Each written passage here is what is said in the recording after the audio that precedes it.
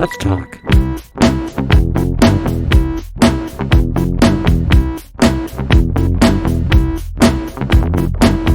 Nice. Happy May to you, and welcome to Season 1, Episode 31 of Spencer Explores the Universe. We've been at this for a minute, and we haven't even put out a show every week. Speaking of which, I went a little dark there for a minute, and I want to explain myself. My computer told me that it would no longer be working with me, which I found to be, I saw some warning signs, but you know, even if you're expecting it, it's still unexpected when someone leaves you. So I had to get a new computer and all the programs, and I had to find all of my passwords and my logins and verification codes and update a bunch of things and order a bunch of dongles and adapters and all this stuff. And that took a hot minute, I'll tell you what. And I want to take a moment and thank Jonathan Wyman for helping me kind of walk. I'm fairly computer savvy, but I'm also kind of a Luddite when it comes to such matters. And I don't think I have bought a computer, certainly since I've been using Apple computers, which is a long time now, without John and consulting him. And so I want to thank John for helping me, shepherding me, rather, through this process yet again. I have been feeling pretty good lately, I would say. All in all things considered. Staring into the void, but also just kind of being like, you know what, this is what I'm doing today, and I'm going to feel good, and I'm not going to be as worried, and just kind of do the best I can and keep marching forward. So I hope that you all are finding some sense of normalcy or some peace or some calm within this very strange time, because it is, this is some weird, unprecedented shit, as doctors say. But yeah, the weather's warming up. It's nice to step outside. We're in Maine. If you're listening not in Maine, and you might be already in a warm spot, it's not fun to be quarantined when it's cold, because you can't really even open your windows, But yeah, the spring weather is coming. The flowers are blooming. The trees are blooming. The leaves are growing. The plants are growing. The gardens are starting to sprout. So that all feels very good and is a much needed bolt of positivity during a strange time. But that warm air kind of reminds me of the before times, thanks to Mark Hibbard for that term, which I will never not use. So yeah, speaking of the before times, my guest this week, like another one of my friends, Jessica Anthony, who will be on the show soon, hopefully, Phuc Tran started writing a book, a memoir. He's been working on it for a long time. Both of these people that I mentioned have been working on their books for a long time. And guess what happened? It released during the shit show. And what a bummer, because it takes so long to get a book together, and I just feel like they got their legs swiped out from underneath them. But I also know that they're both smart and fast on their feet, so they're making it work the best they can. So wishing them both luck with that. But this week, Phuc, who is a Latin teacher, he is a motorcycle enthusiast, he is a tattooer who owns a tattoo shop. He is all kinds of things. Now you can add author to that. I've known Phuc for a long time. He comes recommended by very close friends that I trust, and I've always enjoyed his company and respected his whole thing, and who he is and kind of what he stands for. And I haven't been the closest with Phuc in the, schedules, life, whatever, but I always enjoy my time with him. And more recently, he did a book release, like virtual book release via Space Gallery. And I got a chance to help him with some audio and visual things that they needed to make that happen. So I was very happy to be part of that and to, pitch in. Oh, cool. Somebody's revving their motorcycle. So dope. And that's making a dog bark. God, motorcycles in the city. Give me a break. So I was very happy to help Phuc release his book and celebrate it. And it was a really great book release. I very much enjoyed watching it. So I thought it'd be nice to have Phuc on and talk about his book and stuff and things. So coming up will be my interview with Phuc Tran. This show is brought to you by Maine Spirits. Maine Spirits bring all of the liquors and spirits into the great state of Maine. At the end of the show, I will show you how to make a delicious cocktail in your home, which is very convenient because that's probably where you are. And you can find out about more Maine Spirits activity and things and recipes by myself and other people at mainspirits.com. You can download their app for your smartphone or follow them on Instagram at Maine_spirits. We are also brought to you by Bull Moose, who, though are closed to the public, have recently started doing curbside pickup. So you can order your goods from your local Bull Moose and go grab them. I think they are still doing delivery. Support them as much as you can. I cannot speak highly enough about how they have been treating the independent music community here in Maine. Above and beyond, aside from being grateful that they are a sponsor of this show, I am eternally grateful for Bull Moose as an organization. You couldn't ask for more out of a company. I'm not crying, you're crying. We're also brought to you by Sun Tiki Studios on Forest Avenue here in Portland, Maine. Sun Tiki Studios is a rehearsal studio. It's a performance space. It has a video screen. It has anything that you want to do that involves making good noise and light shows and all that stuff. You want to practice your stuff. You want to show your wares. Sun Tiki is where it's at. And they will begin slowly opening up to the public again as we are all tiptoeing into the unknown, but Sun Tiki is a wonderful place. You can find out more about them at suntikistudios.com. And on that note, here's the show.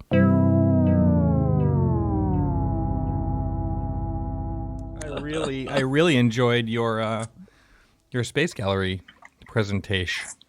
Oh, thanks. It was I really I said to somebody, I was like, it really felt like this old school barn raising, It was just so many people were helping out. It was great. You and GV and Space and Alex made the film. It was just great. It was great.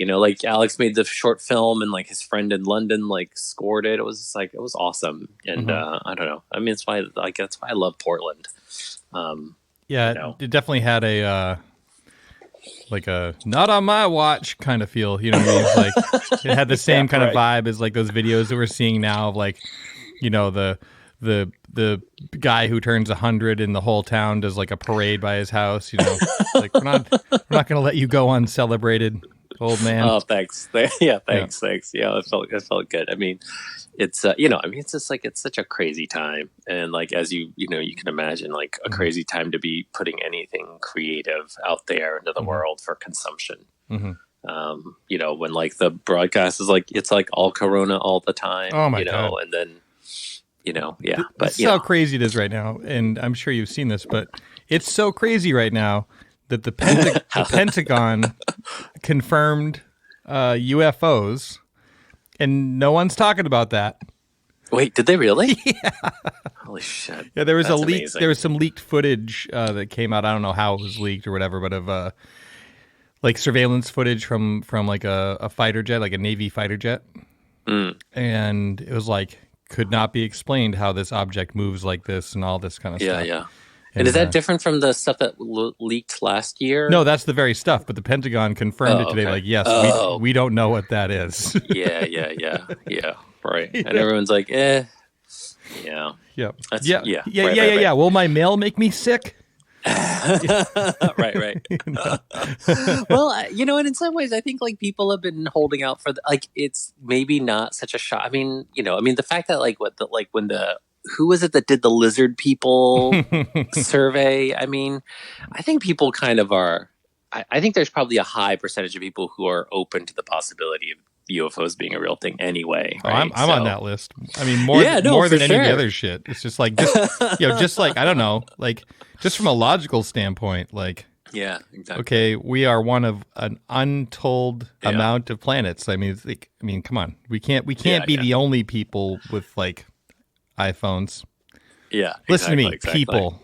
I'm already being exclusionist. That's right. That's right. Yeah, a musician and a tattooer talking about UFOs. Here we go. Yeah, it's on. How's your tinfoil hat? Is it snug? Let's get into this. Oh yeah. 9/11, go.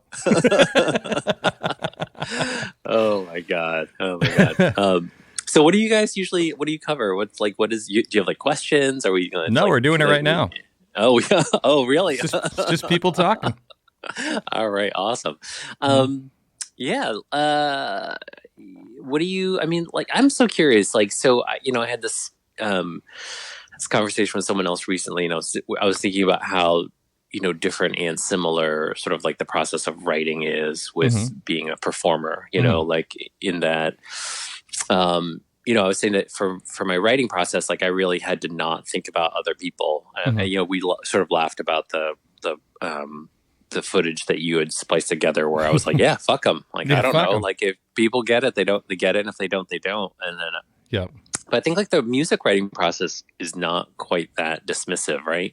Like that. I mean, you're thinking about the audience to some degree, right? I mean, it depends on the tune. Like, I mean, it also kind of depends on, where you're at or one is at in their process, or what's inspiring the work. Like sometimes you actually can make, like I've made things where it's like, I want to make people feel a way, or sometimes I'm telling a story. One thing that really resonated with me in your interview with John was the part where you said you needed to tell the story that only you could tell. And that resonated with me because I've, in more recent years, like more acutely over the past like decade, been thinking about I need to make the sound that only I can make. And I say that a lot. Like I feel very successful when I'm listening to a tune, whether it's like the way the lyrics are assembled, or the story they tell, or how the music sounds, or it's arranged, or just what the production's like. If I walk away and I feel good if I think only this sounds like this. Yeah, right. Like when George Harrison's guitar comes on, like it's George Harrison, right? Right. Right. How is that possible? Right. It's not the production. It's like the combination of things, right? Yeah. And I think that I end up like engaging, and I'm sure this is true with anybody, like in a fair amount of like mimicry. Like you become obsessed with an artist, and then you try to get to the core of like, well, how did they do that? And then maybe you end up like imitating them to some degree, but it always only sounds like you, because even if I tried to sound like 20 years ago, I recorded the tune, and my intent was there's a Madonna single that came out. I'm like, oh, that's the shit. I'm going to make mine. I want to make that. And and the version I made of that doesn't sound anything like Madonna, Sure. But yeah, I mean, to what point you want to wear it on your sleeve, that's fine. I mean, that's just more like imitation. I've never tried to necessarily do that. I don't think, although I have had moments where it's like in my brain, I'm vibing on that thing. I'm doing I'm picking up on an era or a style or something like that. And I try to like make things fit in there. But over the past 10 years again, to speak to your interview with John, when you're like, if they don't get it, fuck them. Like, I don't care. I'm making it for me, and that's it. Yep. And if other people enjoy it, then good. Yeah. But then the flip side is that when you're done with the process, it is a thing that you've made for public consumption. That's right. And then so that that's tricky, right? So it's kind of like, it's sort of like this joke I've been using where this joke that I'm referencing where I'm talking about, like Thoreau writing Walden, where he's just like, I'm going to go sit in a shack and like write my misanthrope manifesto. But then I'm going to publish it, and I hope everybody reads it. It's just kind of like, wait, you're really going to publish a book about like being a misanthrope like that? It's like, it feels so funny and paradoxical. I think there's a lot more judgment levied upon those who release their work and try to kind of get the word out there than there are people who like let's not forget that Vincent van Gogh died alone, broke, mentally ill, and with one ear. Yeah. Right, So like, right. but like also like no shame, like that's like that. To create art for the sake of creating art is the most pure form. Like that's it. And this, I guess, the moment where you release that to the public, then it does change things. And at that point, it's I don't know. I kind of am like of the vibe where like just do you, like like express yourself the way you want to express yourself. And some people, maybe like me want to. Or historically, anyway. These days, I am becoming like even more of a recluse. But like, Right. But there are days certainly like I'm on social media. Like, here's what I think. I'm standing on the mountaintop and clanging pots together. Look over here. And now I'm just like, now I'm up more of the mind. Like, I'm going to ask you to the prom once. Yeah. If you want to go, I already asked you. If you don't, that's chill too. Yeah. Right.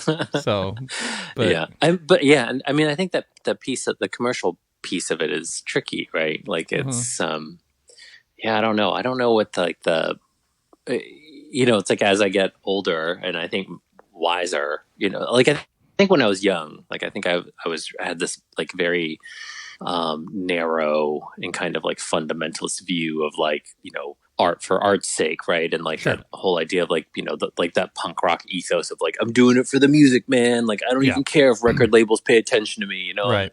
You're kind of like, at some point you're like, that is, I don't know, like, is that really the point? Or is the point that like you want to like get people to hear the message? And, the problem is like, obviously with something that is like sort of highly political, like punk rock, right? Like record companies get involved and they try to change the message, or like they want to make it more commercial or accessible and, all those things. And that's true for any music, right? Like not just punk rock, I mean, it depends. I mean, I've definitely been involved with record companies that, which is, not that much different than a publisher. You have your editor, who's your A&R guy, or person, rather. I've only had guys, but they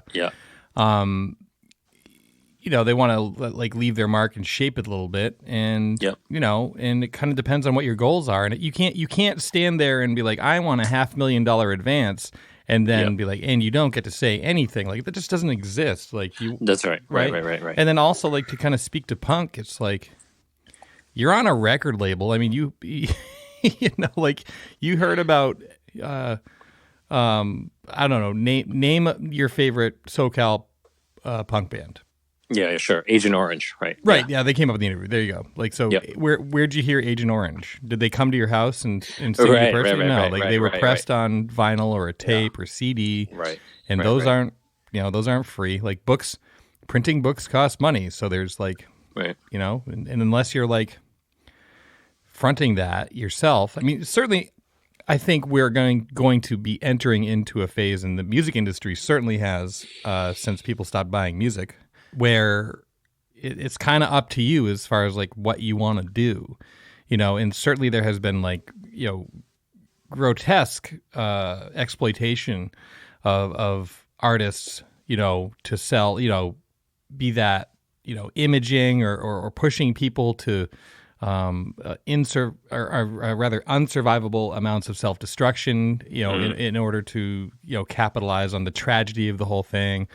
But now, you can kind of choose, I think, your own adventure, and certainly like you don't have to go into some, a-hole's office and beg for anything anymore. Like I can put out an album. If I had my 12 songs or whatever ready to go, I can be on worldwide $59. Right. But then it's promotion. Right. Yeah, right. I mean, that's the democratization of the internet, right? Like where, everything is accessible all the time, right? I mean, and that's the to me, it's like really like now having sort of watched the sausage get made in the publishing world, it's like really interesting to me to see sort of what feels like sort of, curation, for lack of a better word. I know that word's a little bit tired. And then, what is, and then what is like gatekeeping, right? Like where, and who does it? How does it work? It's so interesting to me. Cause like the internet it's just, you're trying to drink out of a fire hydrant, right? It's just like, I don't know what to listen. You know what I mean? It's like, that's a great analogy. Everything all the time. Yeah. I didn't make it up, but yeah. It's just like, I don't, it's like if you, I don't know. it's like even on Spotify, it just feels overwhelming sometimes, right? Like I appreciate that, like I can go read, I don't know, like Brooklyn Vegan or like Pitchfork or whatever, and at least see somebody's opinion, and someone's listened to a bunch of music and been like, hey, you might like this, or Stereo Gum or whatever. You know what I mean? Like or like when I was a kid, it was like I would read magazines and at least based on that, like get a sense of like what might be interesting to me. And now it's like I don't know what to listen to. Like I don't know I guess I don't have the time, right? And that's the thing. It's like if I had the time as a grown ass adult, you know what I mean, and like to sit around and just like browse and click. But I don't. Yeah, I listen to my friends. Yeah, you know, right. So all of a sudden it's gotten super analog, right? And it's just like someone hears something and they're just like, "Hey, you should check this out." Yeah, for sure. I was just talking with my colleague, for lack of a better term, Sean Morin. You know, he's a friend. I love Sean. Oh, he's great. He's a friend. He's a collaborator. Can we just talk about? Go ahead. How much we like Sean? No. That can be the show if you want. I'm in. I've got a tight 45 on Sean. You know. Totally. No, go ahead. But we were talking. We were sharing music back and forth. He was sharing music that he made, and I was like, "Oh, I'm hearing your influence from an artist that Andy Schauf that he shared with me," and then he sent me this track. He's like, "Oh, check this out." But I was also fishing for one for him called Andromeda by Weyes Blood, Weyes Blood. Was in yeah. Oh, God. Yep. And as it turns out, serendipitously enough, the track he sent me, which was not Andy Schauf, and the track I sent him were both produced by the same person. Oh, no shit. Which is really weird. But the way I came across that was like more of like an old school. I was listening to NPR, you know, on the way to work to get my news in, and the music program was on. And usually, I'll just be honest, like the main public music offerings, for the most part, aren't for me. Just for the most part, like it's just like the way that show's curated is just it's for a different taste set. Yep. No shame, no slam. But this song was on, and I was like I had to like pull the car over. Like, what is this? You know? Did you Shazam it? You're like, Shazam it. No, well, I waited, and one thing that I do miss about it's great to Shazam things, and it's amazing you can get that information. But having someone come on, then that was I'm still old school like that. Yeah. So it felt good to kind of hear it that way too. But I would say the lion's share by a long shot of the music that I have enjoyed was presented to me by friends who are like-minded.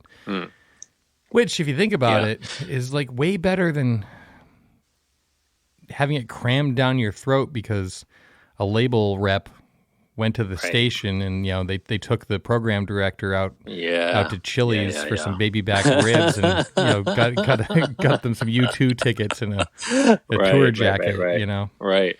The payola scam, right? Or the payola knows no bounds. Like it was made illegal in the 50s? But it raged on. It raged on. Right. I mean, there's like loopholes and sort of like sneaky ways to do it. I mean, like that's it. The algorithm, right? Like who writes the algorithm? Like who's underwriting that? And all those things. It's so interesting to me. Like, I'm curious. Like, do you think that like do you think that you are able to break out of what could potentially be like an echo chamber? Of like recommendations that just sort of reinforce things you already like. You know what I mean? Like, where's that line for music that you were like, I'm never going to like this. And then you listen to it and you're like, you know what? I fucking love this. You know what I mean? Like that. Like I also love that as well. And like, I guess I'm not sure how that happens. Like that, like kind of Russian roulette. Like, I'm just going to listen to this random ass thing on Spotify and cool, or it might be terrible. I don't know. I try to ask a lot of questions, I also try to like go out and see music, remember when that was a thing? Yeah. Like places. I remember places. Remember going places? Yeah. I have spent more time on the phone with you, I would say, in the past few weeks than we've even like spoken in person collectively. I think that's true. Yeah. It's sadly. Yeah. Sadly. But man, when we see each other next time, it's going to be like, oh my gosh. Yeah. You know what it's going to be like? It's going to be like when McClane and that cop meet at the end of Die Hard. Yeah. You know, they're just on the radio the whole time. That's a really great. Maybe we should reenact that. That would be nice. You can get like a gross tank top. I'll get a cop uniform. Yep. Check. I know you're wearing your cop uniform. I totally. Yeah. Yep. And you have to crawl out of an air duct, please. It is Wednesday. Barefoot. Yep. Check. Yeah. I replaced my staircase with a air duct. Oh my God. That's how I get through. Oh my God. Go on downstairs, make some eggs. We'll have a blast. Right. Tell me about the origins of the podcast. Wow. I've had a lot of material that has not, my records are imbued with humor, because that's part of who I am. Mm-hmm. But I can, whether or not anyone else would agree, I view my records, at least starting at a certain point as like, serious works, but that, humor's part of that. Mm-hmm. But I also have material that like, you're not going to put that on a record. Like that song Ketchup and Mustard, like where's that go? The internet. Yeah, right. But even if I put it on my Spotify page, it'd be like, oh, here's a record, mistakes were made. And that tracks pretty seriously. Yeah, there's funny parts in there and there's humor imbued, but like it's not like all of a sudden like, this one Weird Al song. Like that's just kind of confusing. Right. But I wanted to have an outlet for that kind of material because I generate that at kind of an alarming rate. Like the Woodford Food and Beverage commercial or whatever, which nobody asked for, by the way. That was not a commission. I just made that because it was there, You're like, you're welcome, people. Yeah, I guess so. But that's mainly why I started. And also, I really enjoy talking to interesting people and hearing their stories and kind of just, I don't know, I learn so much from talking to people and hearing their perspective, and it changes my perspective. And so that's really why. And then the other thing is that I really didn't want to work a different job.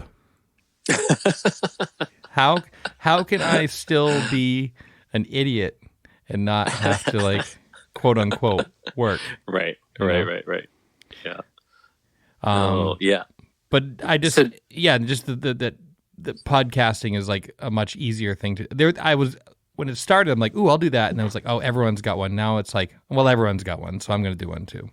Why don't I get to? So sorry to interrupt you there. For sure. No. I think it's just really interesting. I mean, it takes. I mean, it's a lot of effort, right? I mean, yeah, and like, yeah. I think at this point, it's a one-person operation, as you can imagine. Yeah, right. Yeah. And I just think like it was just interesting. Like I didn't know if it had like a specific. If it's like you just having people on and being curious, like explores the universe is a pretty broad. Title. It is. I chose that because I also want the show to kind of go wherever it wants to go, wherever I'm feeling it going. And initially, I had the thought when I started the show was, okay, I'm going to have you on, and I know that you're an author. I know you're a teacher. I know that you're a tattooer, but maybe I also know that you like Star Wars. Mm-hmm. And that might be the thing that maybe you geek out about the most. And so I thought that maybe I would just kind of talk to people about that thing. But like what I found over the first few episodes was no matter what the topic we talked about, was that we chose that they liked, we inevitably ended up talking about what they did because most people, or at least the folks that I hang with, are doing what they want. They're fulfilling their first best destiny, right? Mm-hmm. Yeah, for sure. So I just kind of took the governor off that and was like, okay, shit can that. But we're still exploring, the universe, I guess. Yeah, right. We did it at the top. We already confirmed UFOs exist. Next. Yeah, great. Yep. It's the last episode of the show. Last episode. It's really... It's really funny. At dinner time, I was talking to my kids and we were having this conversation. I don't know. They're like my older daughter's really into cryptids, specifically Bigfoot, like just reading about it. Sure. And I had listened to this podcast last year and I just looked at her and she was like, do you think Bigfoot exists? And, because she's, skeptical as any 9-year-old. And I just looked at her and I said, I listened to this podcast last year and there's this great phrase and I use it in life now. Mm-hmm. And she's like, what is it? And I was like, well, absence of proof is not proof of absence. Right. And she looked at me and she was like, what? Wow. And I was like, yeah, totally. She was like, so anything could be real? I'm like, sure. I mean, just because you can't prove, it's like, think about the air, you know what I mean? Mm-hmm. Like it's pretty, like as a kid, it's hard to prove that air exists, but unless it moves, exists. Right. That's right. Right. And, from a biological function. Anyway, it was just kind of, I think anything I can do to keep, them, to keep them believing in, whatever they want to believe longer. Yeah. Not like flat earth style, but like in a, in a hopeful. Hey, don't offend the listeners. There's I get a lot of flat earthers tuning in here. Oh my God, that's so. What is happening? Yeah, I wonder if the flat Earth thing is as big as we're led to believe it is. I am 1 degree removed from people I know who are flat earthers. It's really? Very strange. Actually, I'm 0 degrees. I know a flat earther. Yeah, but then I guess that's what it. Yeah. I also know them to be just in life like provocateurs. Yeah, for sure. So I think there's a lot of that out there. But sadly, there are people that are choosing to at least say that they believe that the earth is flat. My dad, he posts on Facebook a lot. And for better, for worse or whatever. But he had this one post in it. I don't know if he generated it himself or... Is he like trolling people? Or no, is he just he's not like that. He's just like trying to get a conversation going. I'm like, oh fuck, stop. Yeah. But one of those. Oh yeah, you really. You know what tipped the election? That post. Good job. You really got him thinking. But he posted in regards to flat earthers that if the earth were flat, cats would have knocked everything off the edge by now. Yeah, like also science. You gotta fight science with science. Yeah. Also science. Oh, God. Maybe there's one flat earther who'd be like, you know what? I've got a cat. That's true. Yeah. Well, it's like, who knows? I'm gonna stop myself there just because we can really fall off the edge, unintended, into, it's just interesting how like our cultural relationship with science, right? And then like the rise of sort of like individual beliefs, right? Mm-hmm. And which I think like our country just loves, right? Our country loves like sort of individual rights, sometimes to the detriment of the Commonwealth. But that's like, there's lots of I don't know. Like, are you venturing into like politics a whole lot on your podcast? Is that a hornet's nest that you're kicking? No, but I'm not afraid to talk about it. In fact, let's get back to we're going to take a break real quick. All right. And pay the bills, and then we'll be right back. And apparently, we're going to talk about politics because I know what bacon smells like. All right. This is your Bull Moose Minute for the week that started on May 4th, aka May the 4th be with you. Let's check out some new releases this week. On the video game front, Animal Crossing, New Horizons. People are going apeshit for Animal Crossing. I don't understand it. What is the deal? We also have Final Fantasy VII. It's a remake for the PS4. And Trials of Mana. For movies, we have The Lodge. Also, Bloodshot, which is the new Vin Diesel vehicle. And Gretel and Hansel, which I can only assume is an update of Hansel and Gretel, except for Gretel walks first. I don't know. But they switched the names, so it's got to be different. Criterion Collection has some select Blu-rays that are on sale this week. Haxan, 1984, Blue Velvet, and Moonrise Kingdom, all for great low prices. For books, you have The Bird Way, The Betrothed, A Good Marriage, and Ghosts of Harvard. We have new releases on paperback as well. The Ghosts of Eden Park, so it's a ghosty ghost town, and Karen Russell's Orange World. Who Ate the First Oyster?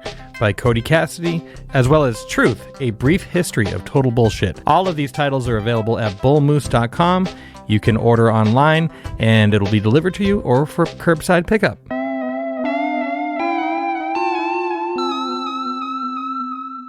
So, regarding politics on this show, of course it comes up because generally the show is two alive people with feelings talking about things.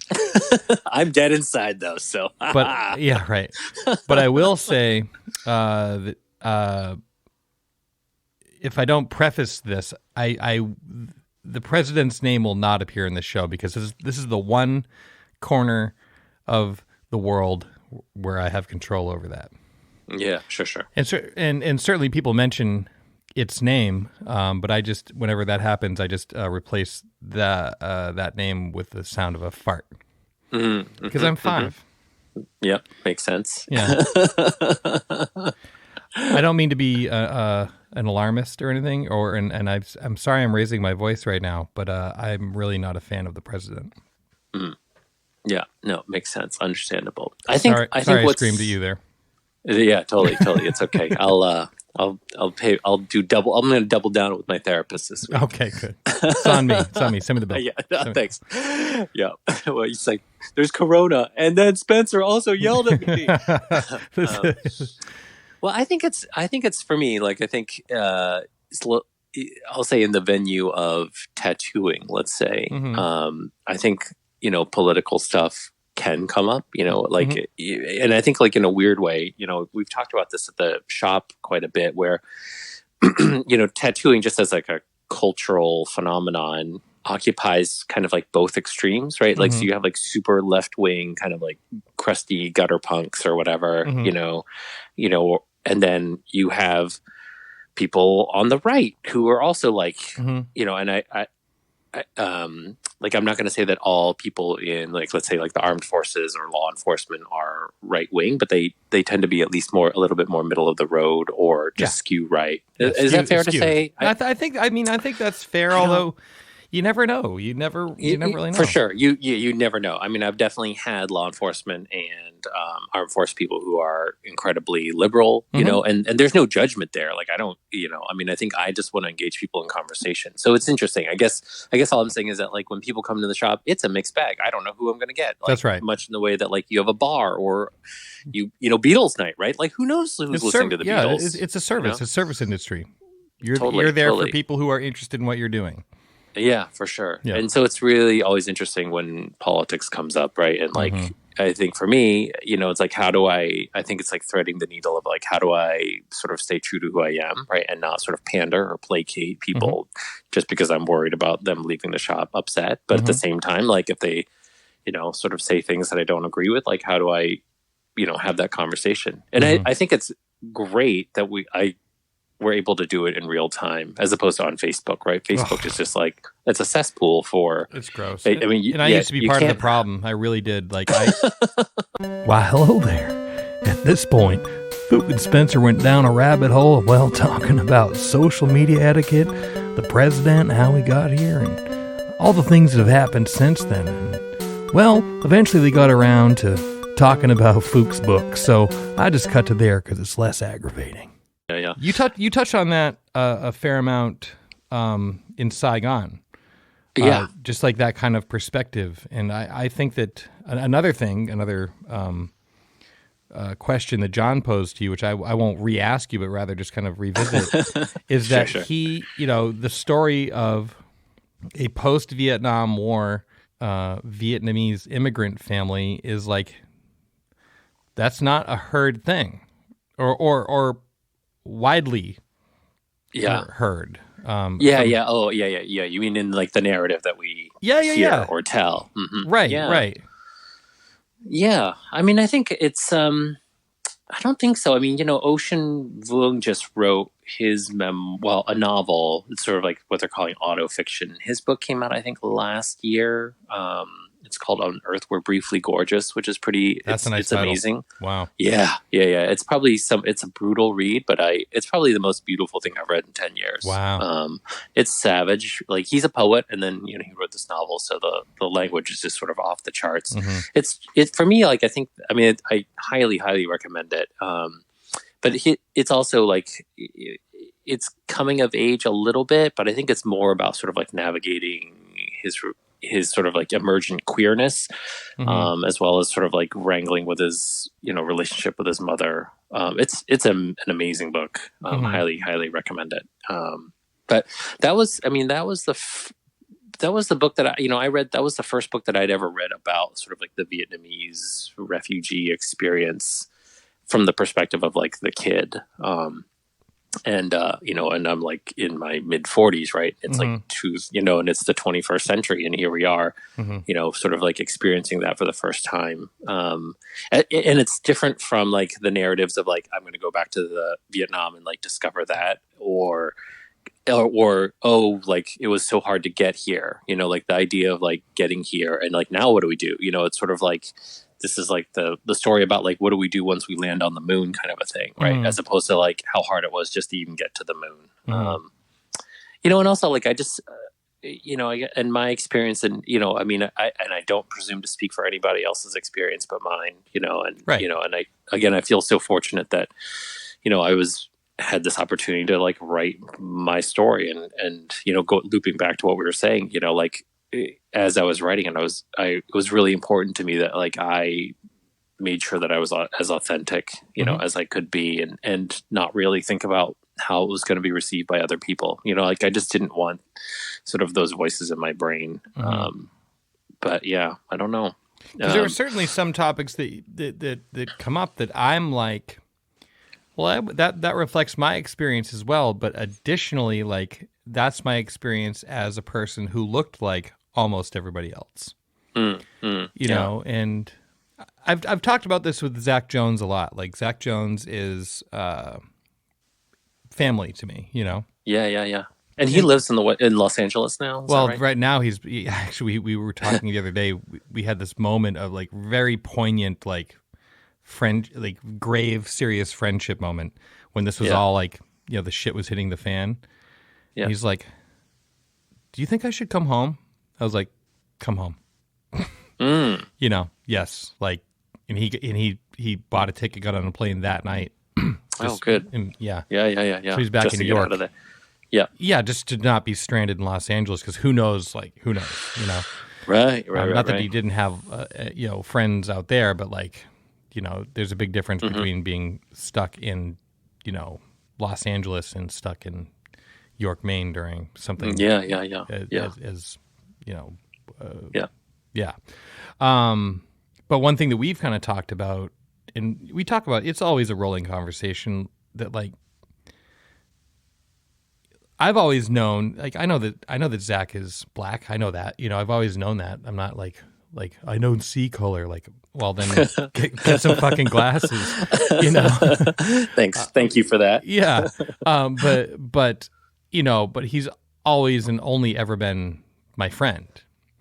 And a lot of the conversations that can kind of happen early, which now you might look back on and that it might be like, ooh, cringeworthy.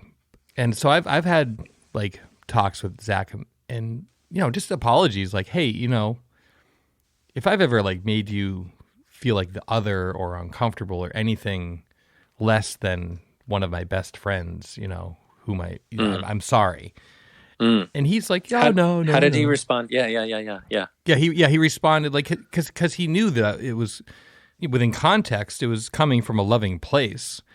Yep. And at worst, it was coming from a place of ignorance, not intolerance, a lot of these things, like, you don't know until you know. But like the reason I bring this up, and I want to pivot back to you, because I'm not going to sit here and talk as a white person and talk about racial issues. No, I think it's critical, Phuc, actually. allow me to finish, Phuc. The thing about racism is,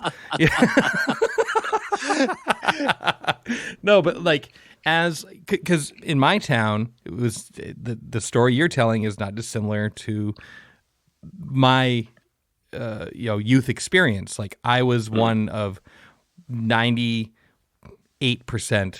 right white people, and Zach is in not the 98%. You different origins and everything, but the flip is the opposite. So when you were a kid, did you feel more aggression, or as you had brought up, prejudice? Oh yeah. I mean, I think early on, I mean, like there's a story in the book where I talk about I was 5 or 6, and my uncle, who was I think like 9 or 10, because he was not a lot older than me, got his bike stolen by some kids, and then was told to go back to his country. And I was like, wait, what? You know what I mean? So like very early on, like it was like, oh, it's because we're not from here. And then just sort of like experiences where, people asking you, where are you from? Like I think like I think anybody who is not, especially I think for brown people, like the conversation about where are you from? I think Asian Americans experience this maybe even more than other people, where like this, like we're sort of only like marginally American, or it's sort of like American with like, kind of a caveat or an asterisk, where it's like, no, but really, where are you from? And it's just like, oh, okay. Like my brother was born in Pennsylvania. I mean, he's from he's like, America. Correct. But it's never, but that like the question never ends there, and it's like, and it's not a question that we often think to ask, white people, like, no. And I mean, I guess you could. I mean, I always ask white people where they're from, and like they'll be like, I'm from Harpswell. I'm like, oh, cool. Tell me about that. Like, and was your family from there? And it's funny. Like, I actually have an essay in this month's issue of Decor Maine, all about how I'll name drop the article's about how I'll never be a Mainer.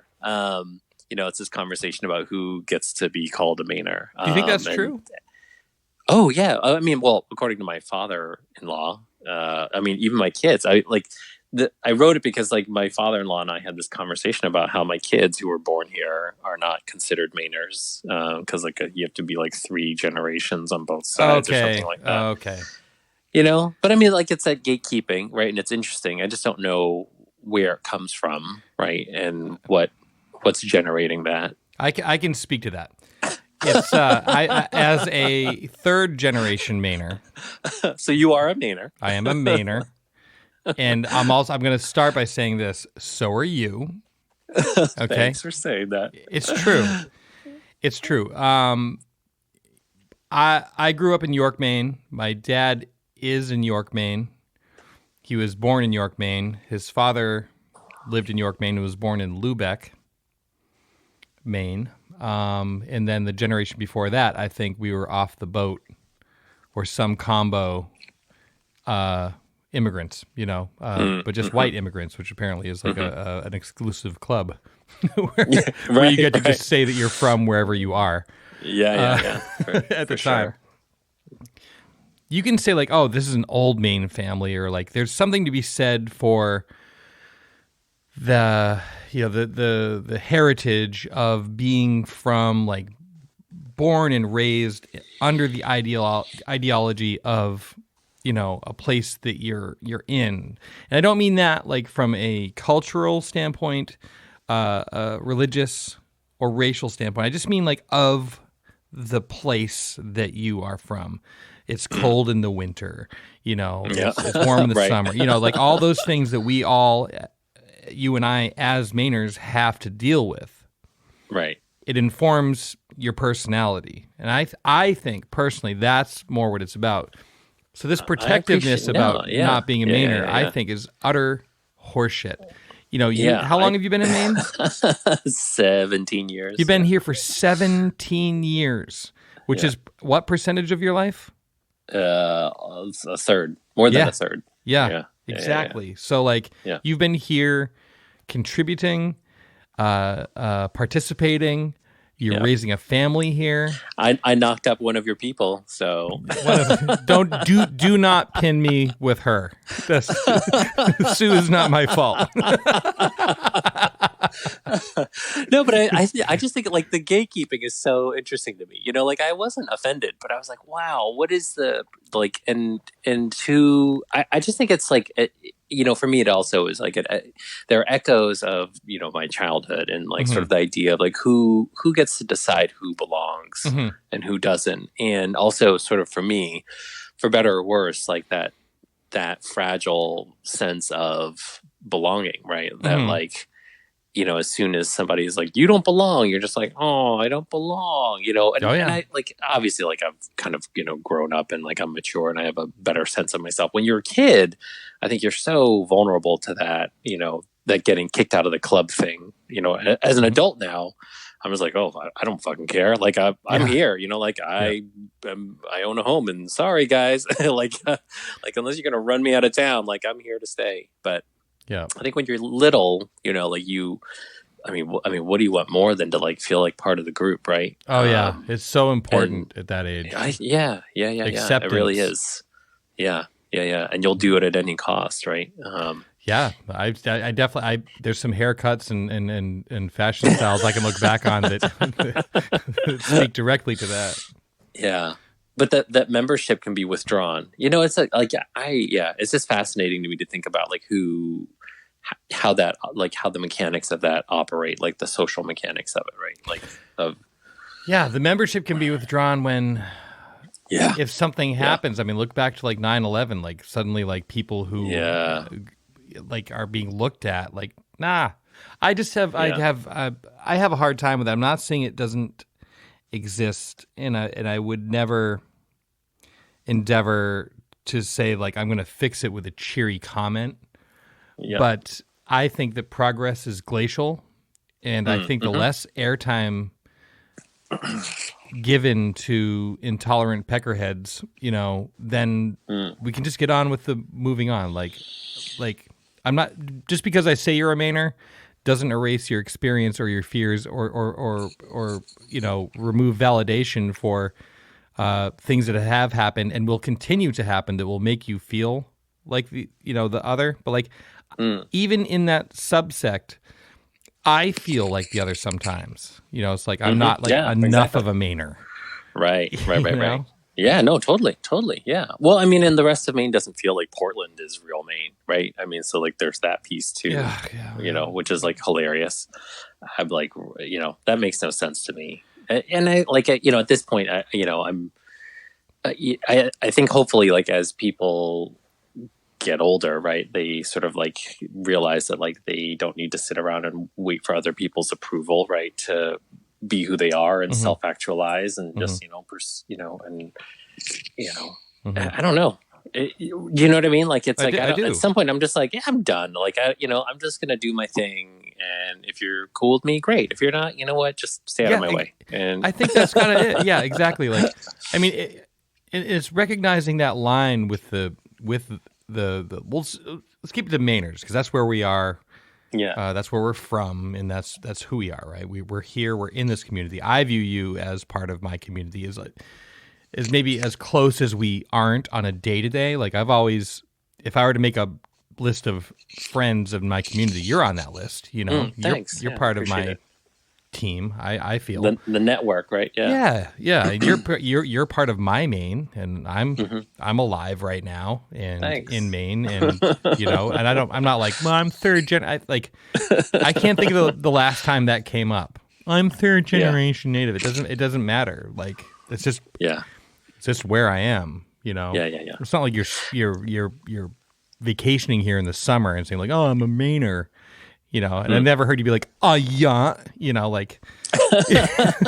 Right. You know, but I mean, that's like that old, like the humor, right? I mean, and you know, that's decades old, right? Like the Tim Sample stuff and the Maine humor. It's like this weird pastiche of like what we think Mainers are. So like, I mean, I think we're always sort of coming up against what we think, you know, sort of like that, that kind of like platonic ideal of what we think things are supposed to be, right? Bumping up against the reality of what they are. I just did this interview with somebody, and he was just saying like, I just love that you don't look like a Latin teacher. And I was like, with all due respect, like, I love that you said that, because what's a Latin teacher supposed to look like, And he was just like, oh, old guy with a beard and a tweed jacket and leather, elbow patches. And I was like, yeah, okay. Like, I don't, and why? Like, why is that, right? Like, why do we think that, like, the Vietnamese refugee can't be a Latin teacher, or... Well, to the situation's credit, Phuc, I mean, that may be true, because the description you just gave was of an old white person, for sure. But yeah, you also... no, those were his words. Those were his words. Fair. And I agreed with him. Right. But you are, for a Latin teacher of any race, unique.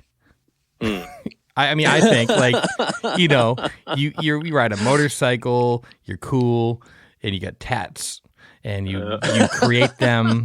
Like, that's like, you're kind of like, so there is that too. Sure. Yeah. Right. I guess. I think it's great if, I think if anything we can do to crack open those paradigms, right, so that people don't feel so hemmed in, right? Like, for sure, in the interest of like, oh, you don't look like you like the Beatles. You know what I mean? Like, what is that? What does that mean? Yeah, it's just so interesting.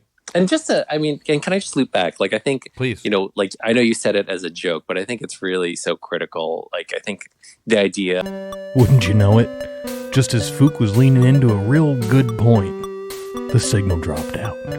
But we called him back, and here's where it went. Just cutting me off in the middle of my diatribe. That's okay. Yeah, I was like, enough of this perspective. You're like, no. When as you left us, you were saying it's important for white people to be involved, or white men to be involved in the dialogue in the context of these various movements, because we are the ones that benefit from the white patriarchy. Yeah, right. That's fair, I think, right? I mean, it's sort of, I don't know, like, and I'm not saying that like they need to steer or dominate the conversation, but like they've got to be at the table, right? Because they're the ones who can enact change, right, and are important allies in it. I haven't spoken about this publicly. I've spoken about it with my friends and certainly my therapist a great deal. But, here it comes. Yep. My experience over the past 4 years or so, acutely, like over the past 4 years, it is that it has been incredibly sobering to think that you all along have been part of the solution, when in actuality you have both simultaneously intended to and perhaps been part of the solution, but additionally part of the problem in propagating the shit that's made it bad the whole time. And sure. I don't have I'm not going to sit here and say like, and the solution is, because I have therapy tomorrow at 9, and I'm going to continue to talk about that, because that like, when you have that moment of realizing like, oh no, like I didn't mean for that, like I've never wanted that in my heart ever, but I've also never like stopped to think and like maybe check myself or put things in context or get out, realize that like, even though like Zach and I are like thick as thieves, that his experience was remarkably different than mine, and that there's no way, most importantly, no way I can possibly relate to or understand what he or you have gone through, as much as I want to, and I can only empathize. Yeah, that's incredible, right? I mean, like making space to like hear people out is incredible, and also like big shout out also, right, to therapy. I mean, for me, like that was huge, like huge, like huge. I don't know why everyone is just not in therapy, like for real. Like I think we would just be, but I don't know. Like, you think that's a bad thing? Like, you want sweet abs, you go to the gym, right? right. Yeah. It's just like being like, I'm not going to change oil in my car. My car's totally fine.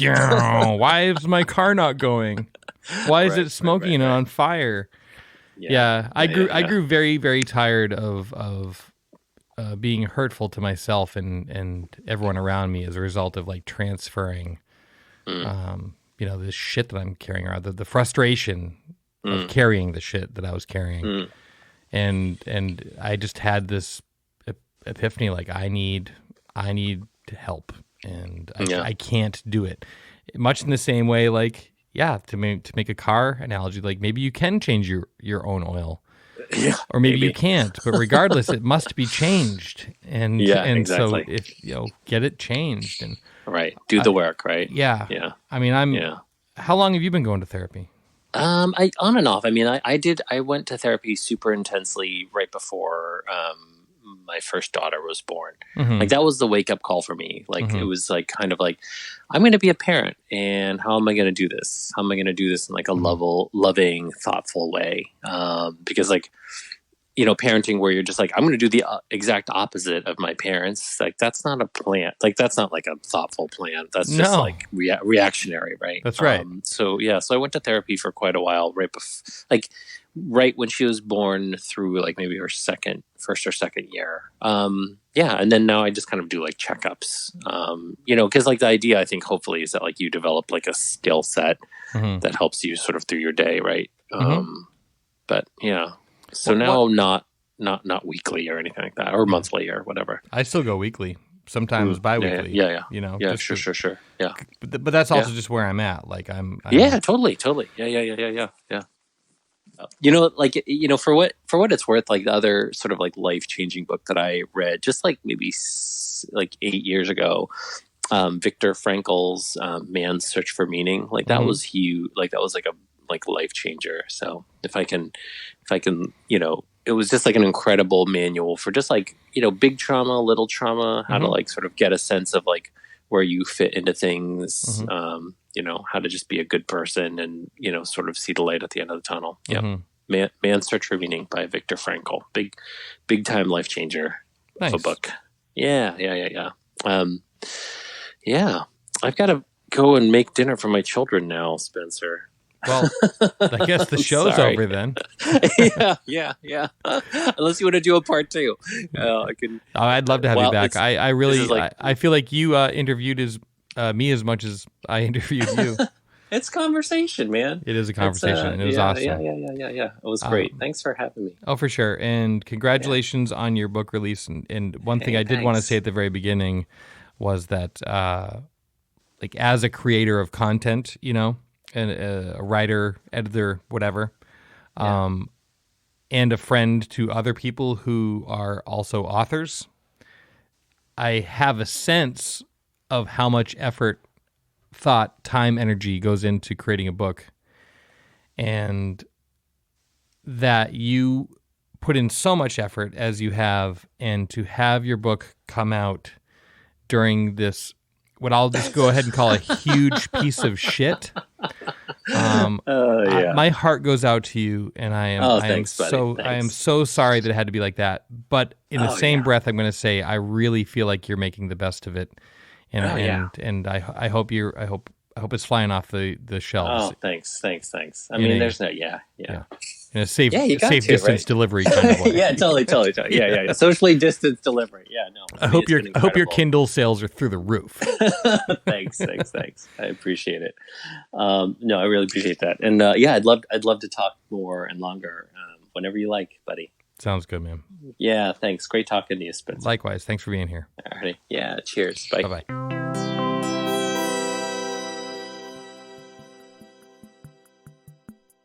It's time for Happy Hour, presented by Maine Spirits.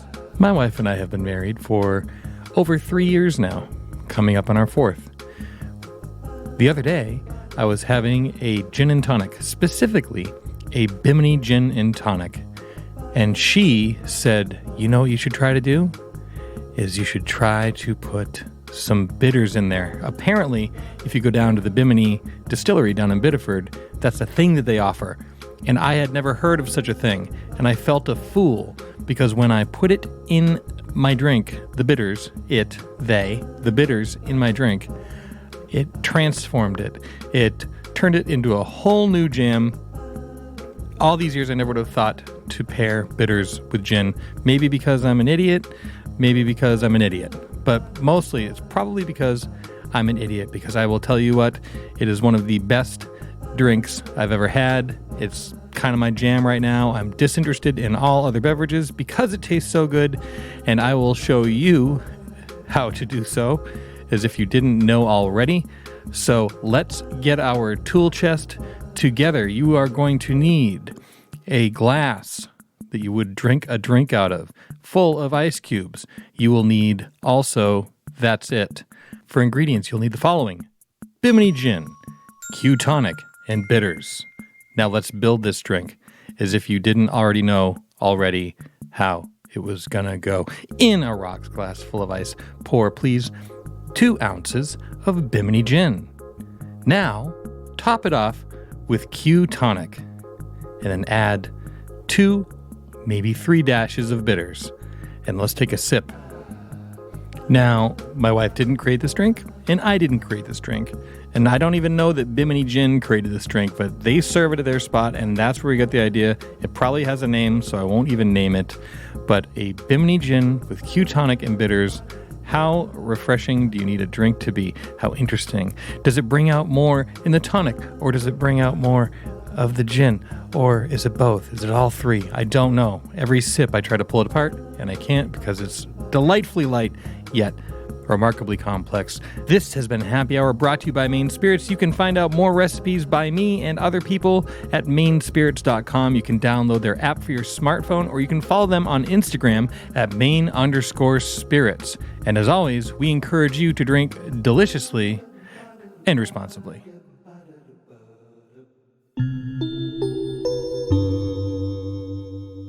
Spencer Explores the Universe is brought to you by Maine Spirits. You can visit them online at mainspirits.com, or download their app, or visit them on Instagram at main_spirits.